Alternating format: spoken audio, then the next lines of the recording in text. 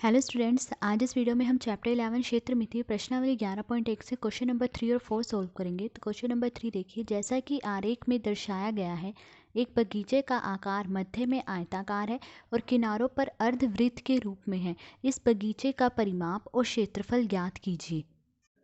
तो देखिए यहाँ पर हमें बगीचे की आकृति दी गई है। अब ये बगीचा किस आकार का है? देखिए ये बगीचा जो है बीच से तो आयत के आकार का है, ठीक है। और इस बगीचे के किनारों पर जो है अर्धवृत्त है। देखिए एक अर्धवृत्त यहाँ है, अर्धवृत्त यानी आधा वृत्त, और एक अर्धवृत्त यहाँ है, ठीक है। अब हमें जो इस बगीचे का परिमाप और क्षेत्रफल निकालना है। तो देखिए पहले हम इस बगीचे का परिमाप निकालेंगे। परिमाप क्या होता है? किसी बंद आकृति के चारों ओर एक चक्कर में चली गई दूरी जो है वो परिमाप कहलाती है। मान लीजिए मैंने यहाँ से चलना शुरू करा और चलते हुए दोबारा जो मैं यहीं पर आ जाती, तो ये जो दूरी मैंने यहाँ से यहाँ तक की तय की, ये क्या है? इसका परिमाप।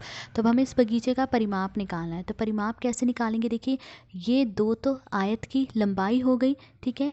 फिर देखिए ये अर्धवृत्त की परिधि है और ये अर्धवृत्त की परिधि। अब इन दोनों अर्धवृत्तों को अगर मैं मिला दूं तो एक पूरा वृत्त बन जाएगा। तो इस बगीचे का परिमाप मैं कैसे निकालूंगी? 2 आयत की लंबाई प्लस वृत्त की परिधि, क्योंकि इन दोनों अर्धवृत्तों को मैं मिला रही हूँ तो एक पूरा वृत्त मिल रहा है, तो यानी वृत्त की परिधि। तो बगीचे का परिमाप कैसे निकालेंगे? 2 गुणा आयत की लंबाई प्लस वृत्त की परिधि। अब देखिए यहाँ से यहाँ तक ये पूरा जो है 7 मीटर है और ये जो है अर्धवृत्त का व्यास है, ठीक है। तो अर्धवृत्त का व्यास क्या दिया गया है हमें? 7 मीटर। तो अर्धवृत्त का व्यास दिया गया है 7 मीटर। तो अब त्रिज्या क्या होगी? देखिए त्रिज्या जो है वो व्यास का आधा होती है। व्यास क्या है? 7 मीटर। तो 7 का आधा यानी 7 को 2 से भाग देंगे, 7/2। अब देखिए 7 को 2 से भाग देंगे तो क्या आएगा? 3.5 मीटर। तो त्रिज्या क्या है? 3.5 मीटर। अब देखिए अब आयत की लंबाई निकालेंगे। अब देखिए आयत की लंबाई कितनी है? ये यहाँ से यहाँ तक ये आयत की लंबाई है और हमें दे रखा है कि यहाँ से यहाँ तक ये जो पूरा है 20 मीटर है और हमें इतनी की लंबाई निकालनी है, इस आयत की लंबाई निकालनी है। तो कैसे निकालेंगे? अब देखिए ये जो अर्धवृत्त है इसकी त्रिज्या कितनी आई? हमने अभी निकाली 3.5 मीटर, यानी यहाँ से यहाँ तक की अर्धवृत्त की त्रिज्या है, ठीक है। और ये कितनी है? 3.5 मीटर, ठीक है। इसी तरह यहाँ से भी जो इस अर्धवृत्त की त्रिज्या होगी ये भी कितनी होगी? 3.5 मीटर, क्योंकि ये इसने क्या दिया? पूरा ये 7 मीटर है, तो यानी यहाँ भी ये 7 मीटर है, ठीक है। तो इसका आधा, 7 का आधा कितना हो गया? 3.5 मीटर। तो इस अर्धवृत्त की त्रिज्या भी कितनी है? 3.5 मीटर। तो अब हमें आयत की लंबाई निकालनी, यानी इतना निकालना। तो कैसे निकालेंगे? इस 20 मीटर में से अगर हम माइनस कर दे 3.5 और ये 3.5 माइनस कर दे तो आयत की लंबाई आ जाएगी। तो आयत की लंबाई कैसे निकालेंगे? 20 माइनस 3.5 माइनस 3.5। तो देखिए 20 ऐसे लिखा। अब देखिए ये भी माइनस का और ये भी माइनस का, जब दोनों माइनस के तो इन्हें प्लस कर देंगे। तो प्लस करने पर क्या आएगा? प्लस करने पर आएगा 7.0, तो हम 7 लिख लेंगे। और साइन किसका आएगा? माइनस का। अब 20 में से 7 माइनस करेंगे, कितना आया? 13 मीटर। तो आयत की लंबाई क्या आई? 13 मीटर।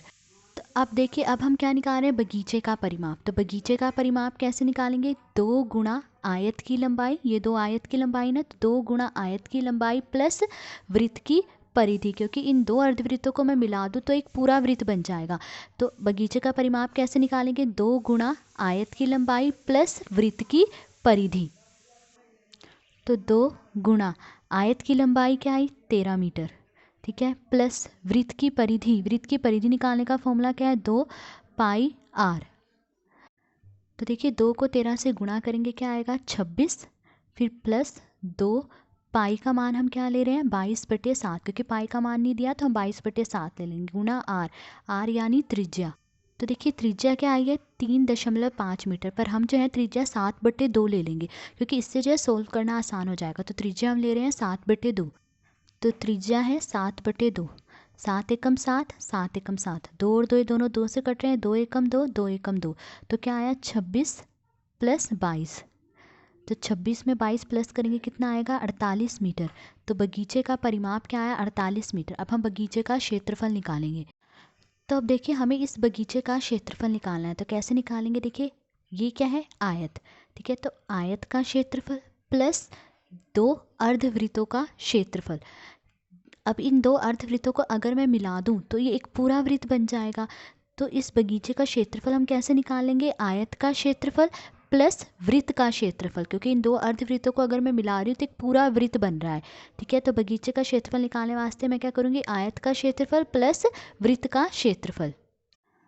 तो बगीचे का क्षेत्रफल कैसे निकाल रहे हैं? आयत का क्षेत्रफल प्लस वृत्त का क्षेत्रफल। अब देखिए आयत का क्षेत्रफल निकालने का फॉर्मूला क्या है? लंबाई गुणा चौड़ाई, प्लस वृत्त का क्षेत्रफल निकालने का फॉर्मूला क्या है? पाई आर स्क्वायर। अब आयत की लंबाई और चौड़ाई देखिए क्या दी गई है। देखिए आयत की लंबाई हमने निकाली 13 मीटर है, और आयत की चौड़ाई यानी ये आयत की चौड़ाई है कितनी दी गई है? 7 मीटर।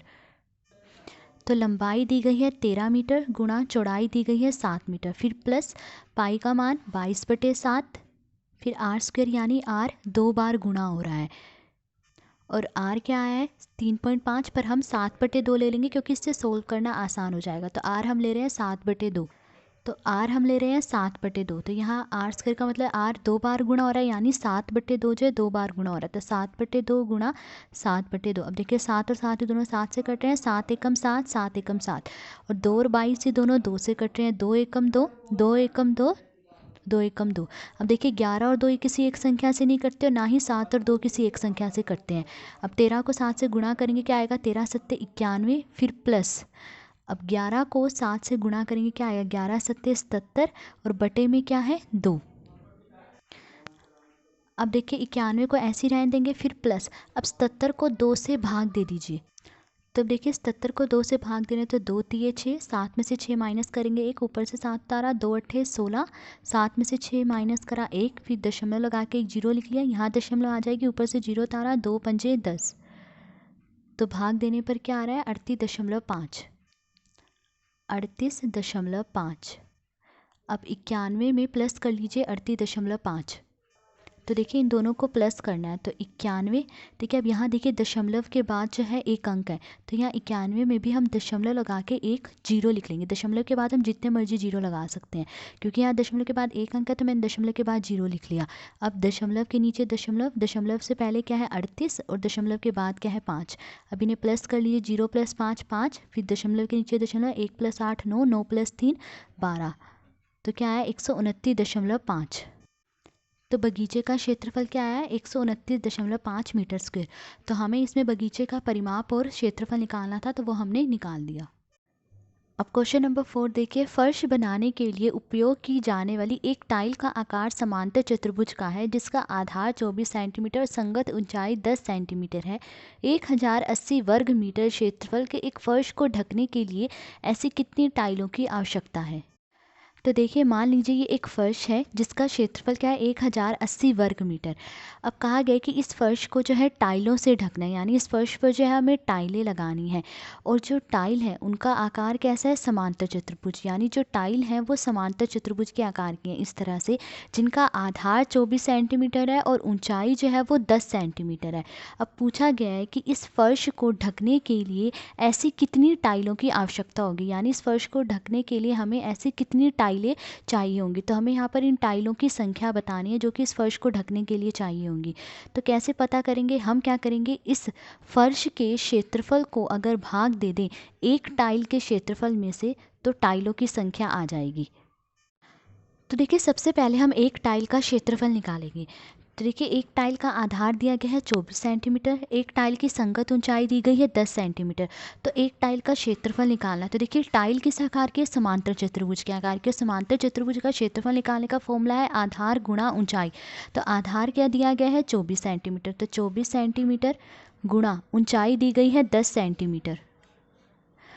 तो देखिए 24 को 10 से गुणा करेंगे तो क्या आएगा? 240, और सेंटीमीटर को सेंटीमीटर से गुणा करेंगे तो क्या आएगा? Centimetre square. तो एक टाइल का क्षेत्रफल क्या है? 240 सेंटीमीटर स्क्वायर। अब देखिए फर्श का क्षेत्रफल क्या है? 1080 वर्ग मीटर। फर्श का जो क्षेत्रफल है वो वर्ग मीटर में है, और टाइल का क्षेत्रफल जो है वर्ग सेंटीमीटर में है, तो हम टाइल के क्षेत्रफल को भी वर्ग मीटर में बदल लेंगे। अब देखिए सेंटीमीटर को मीटर में बदलने के लिए हम क्या करते हैं? 100 से भाग दे देते हैं, पर यहाँ जो है 2 सेंटीमीटर है, सेंटीमीटर स्क्वायर यानी 2 सेंटीमीटर है, तो यहाँ पर जो है बटे में 200 आ जाएंगे, तो 240 बटे में 100 गुणा 100 बटे में 200 आएंगे। ठीक है, तो अब देखिए 1 0 से 1 0 कट गई, तो क्या आया 24 बटे में 100 को 10 से गुणा करेंगे क्या आएगा 1000, तो 24 बटे 1000 मीटर स्क्वायर। तो एक टाइल का क्षेत्रफल क्या है 24 बटे 1000 मीटर स्क्वायर, या कह लीजिए 24 बटे 1000 वर्ग मीटर। तो अब देखिए फर्श का क्षेत्रफल दिया गया है 1080 मीटर स्क्वायर। अब क्वेश्चन ये पूछा गया है कि फर्श को ढकने के लिए कितनी टाइलों की आवश्यकता होगी। तो जितनी टाइलों की आवश्यकता होगी, तो टाइलों की संख्या कैसे निकालेंगे, हम फर्श के क्षेत्रफल को भाग दे देंगे एक टाइल के क्षेत्रफल में से, तो टाइलों की संख्या आ जाएगी, यानी जितनी टाइलों की हमें आवश्यकता है वो हमें पता चल जाएगा। तो फर्श का क्षेत्रफल क्या है 1080, तो 1080 बटे में एक टाइल का क्षेत्रफल क्या है 24 बटे 1000, 24 बटे 1000। अब देखिए जो बटे में 1000 है हम इसे ऊपर ले जाएंगे, तो जब इसे ऊपर ले जाएंगे तो ये गुणा हो जाएगा।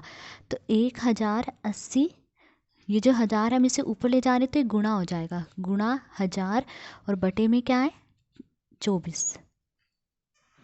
अब देखिए 24 और 1000 ये दोनों 4 से कट रहे हैं, 4 छके 24, 4 दूनी 8, 4 पंजे 20 और 0। अब 1080 और 6 ये दोनों जो है 6 से कट रहे हैं, 6 एकम 6, 6 एकम 6, 6 अठे 48, 0।